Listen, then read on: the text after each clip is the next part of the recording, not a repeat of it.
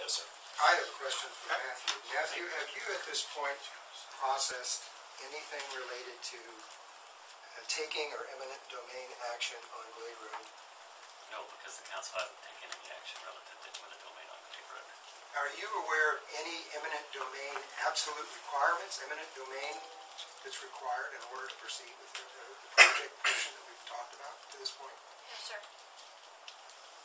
Well, I would say that if there is a question of eminent domain, it has not come from this council having voted on something.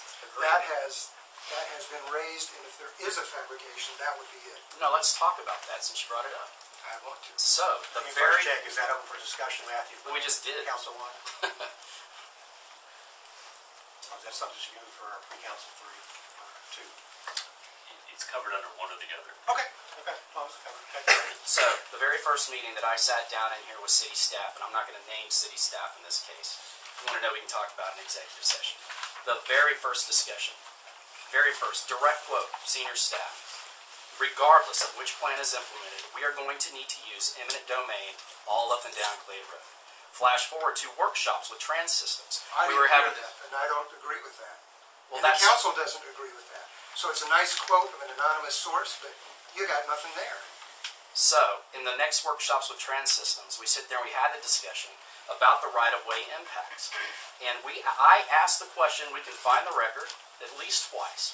Is there any scenario where more right-of-way will not be required to implement this plan? The answer was no. We tried to compel the trans systems consultant to suggest that, in fact, we could do all these things that we had contemplated, including the 10-foot trail, which is the source of a lot of the problem, as everybody is aware.